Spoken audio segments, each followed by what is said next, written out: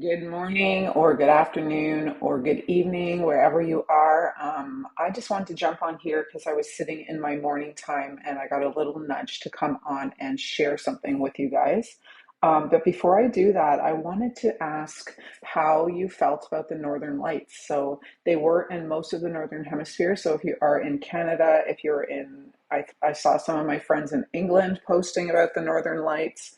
I'm not sure if they were on the entire Northern Hemisphere, but it was a global spectacle. I would call it a global spectacle. And there was so much magic that was coming through, so much awe and reminder for people of how powerful and beautiful and magical and amazing nature is, and how much we don't know, and how connected we are to solar energy. So I would love to hear if you had any of your own insights while you were watching or saw pictures of the Northern Lights. So part of what I noticed in the collective in general was this rise of compassion, this rise of stillness. It brought everybody into an alignment of childlike wonder. And guys, this is that juicy, magical space where spirit wants to connect with us. That trusting, that open heart, that awe of everything that's alive, the gratitude that you get to perceive something like that with your own eyes, the beauty of it, the multitude of the colors, the wonder that like solar flares from far, far away can hit our magnetic field and cause this beautiful light show that is so rare and so mystical. I can't see if anybody is making comments, so I might have to turn my computer on here.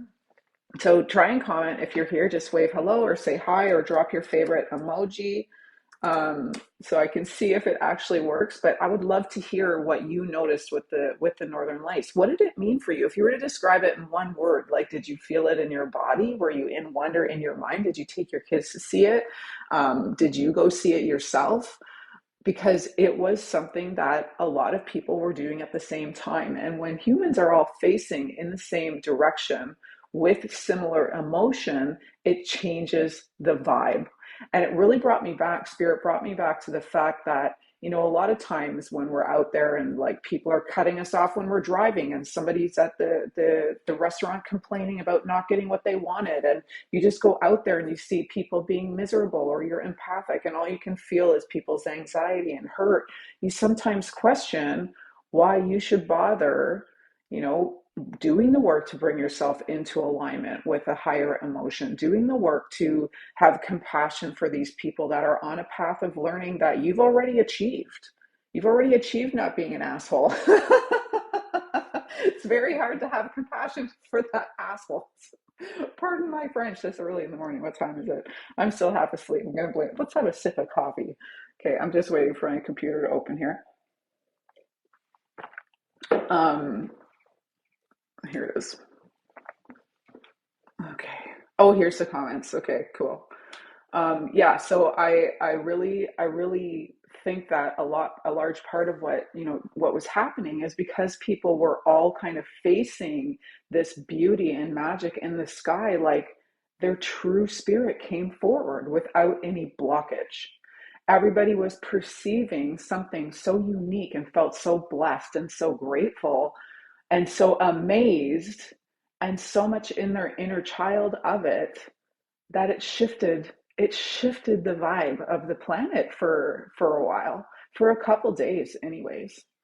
And it really reminded me of, actually, which is so weird, but it reminded me of when Princess Diana died.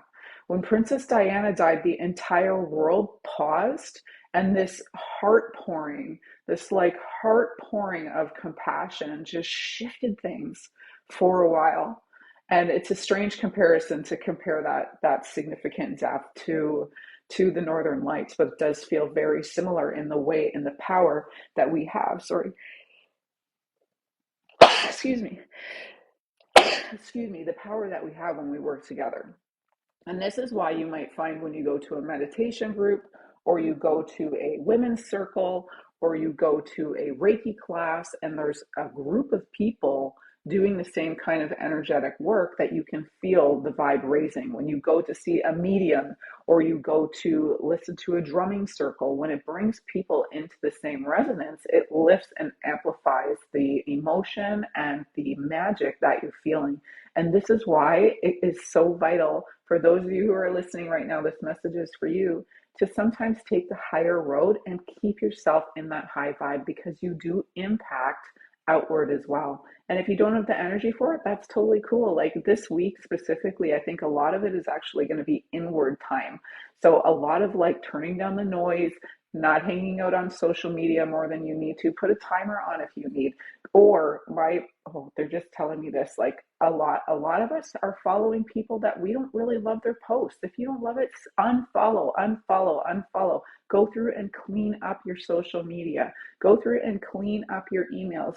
Protect yourself a little bit more. You do have control over that, and allow yourself to go inward to have some of your own insights. What this week is about is really like turning in, and carry forward the magic that you got either through somebody else's Northern Light video. Like capture it, steal it off of Facebook, steal it off of Instagram, put it on your phone, and let yourself look at it and get lost in it. Like that was real, guys. It looked like somebody was painting the sky, and there were four different colors. Like I've seen the Northern Lights maybe twice in my life, and I've never seen that pink cover color ever. Like I've never seen the pinks and the purples. So it really was a special, special moment. So capture it and use it to anchor yourself back into the awe, that childlike awe. You really can ride the wave of this connection to inner child and this open heartedness to start receiving your own information and start grounding yourself into the magic of this world, and to start like overstepping your logical mind that sometimes tells you, I can't do this. I don't know. This doesn't seem real. All the way down to like, why are people such jerks? Why should I bother being a good person if nobody else is? Why should I even go outside? I'm too anxious to go outside because people just like trigger me all the time. This is an opportunity, especially for those of us that have empathic qualities or high anxiety, to take permission to pull in a little bit, to play in the wonder of what's been happening this week and allow ourselves to slow down. So what I wanted to share with you guys is I have this book, and it's just kind of like a daily inspiration thing. So sometimes if I'm feeling very um, like it kind of warms me up in the morning sometimes to read these little passages that are written by this man. I believe he's a poet, Mark Nepo. I'm not sure, but I really love this book. I highly recommend it. Highly recommend, because it helps kind of get your spiritual or creative juices going, and it also pulls you in a little bit. It gives you little practices at the end, and I wanted to share what today's was. So I'm going to read a little bit now. And it is dated, so they do have dates, so you can follow along. My Virgo loves how organized it is. I'm a Virgo rising. Anyways, here we go.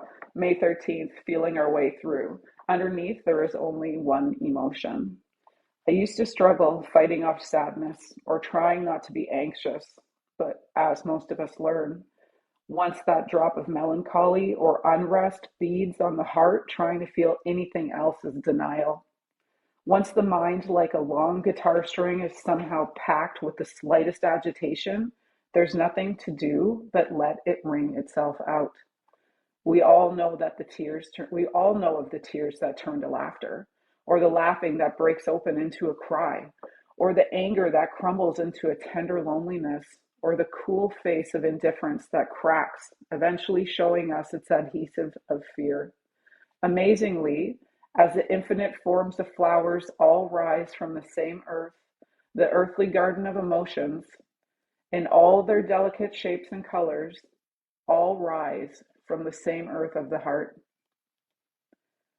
With this, what this opens for us is the often hard to accept fact that underneath there is only one unnameable emotion, which all feelings know as home. Despite our efforts to be happy and not sad, to be calm and not anxious, to be clear and not confused, to be understanding and not angry, Despite all the ways we carve up our reactions to living and then run from one to the other, despite our fear of certain feelings, it is feeling each of them all the way through that lands us in the vibrant ache that underrides our being alive. To reach this vibrant place is often healing. It is a hard thing, though, to lean into a sadness we don't want, to let the tremor of anxiety work its way through. For myself, my resistance to unpleasant feelings has been my fear that if I give over to the sadness or anxiety or confusion or pain that is upon me, I will drown in it. I fear it will take over my life. I will become nothing but sadness or anxiety or confusion. But what I discover again and again is that feeling any one feeling deeply enough, that is, thoroughly and completely, somehow opens me to the common source of all feeling. And at the source, no one feeling can last by itself. So through our feelings, not around them, we come upon the unnameable source of all feeling that can heal us of the pain of any one mood. So that was so beautifully written, and I wanted to share that with you guys because I talked so much about holding and about how one little piece of our experience can be pulled out to a bird's eye view of whole. And when he's talking about that one place, that one unnameable emotion, which is a whole of all emotions, when I connect with that, there is that childlike wonder there. And I feel like the Northern Lights brought people to that space of one emotion. So allow a picture on your phone or a phrase in your head, or allow yourself to ask spirit for signs, ask your guidance for signs to remind you to anchor into that one feeling, that one emotion, and know that you will never drown in any one emotion if you're willing to feel it through. So I encourage you to share how you're feeling this week. I encourage you to share how the Northern Lights impacted you. I encourage you to continue keeping up any of your own practices you have, whether it's like sitting down and reading one little passage out of a book, doing some stretches in the morning, declaring in the morning how grateful you are. Name your own practices here. Anything that you're willing to do daily to kind of bring yourself into your own peace and your own alignment. Allow that to be your calling this week. So I just want to see if there was any comments or questions before I let you go. And sorry that I am not awake. Brittany, thank you. It was a magical night. Yes, it was. Couldn't stop watching. I know, so magical. Seeing them was my main bucket list item. I watched alone, just bawling like a baby. All Brittany, that's special. That tells me that there was some clearing there for you as well. I felt gratitude, very physical and emotional and spiritual. Yeah, yeah, because you know what? That's something that man can't make that happen. We can't make those lights show up. That is the pure force and magic of nature. It's not something that can be recreated at all. That can't be cloned, it can't be faked. That's just real. And it can be such a profound place to come to sometimes. It's like when some people weep when they see the ocean the first time. Some people feel incredibly drawn to mountains. Some people commune with nature, like to the Northern Lights are like the what's the right word? It's so beyond magnificent because it doesn't happen very often. It needs perfect circumstances, and it was there for all of us to behold and to witness and to be reminded of our connection to everything. So it's not surprising to me that you felt emotional. um, I do I do I do think there was, like usually when there's a lot of solar activity, it actually amps up a lot of energy, but there was something so compassionate and motherly about these ones, and so like a gentle nudge for all of us, like remember who you are inside. Remember what you're actually connected to. So allow that to weave itself through this week. And I want to thank those of you that joined me today. I know it's a strange time, but I just felt called to come on. And I really am wishing you a beautiful week. I'm encouraging you to keep up your practices that you do and notice how much more deeply they will anchor in this week. And I do think it has a lot to do with the Northern Lights. And give yourself permission to keep pulling within and to play with your connection and notice. I'm wishing you the most glorious week ever, guys, and I'll look forward to chatting again soon. Bye.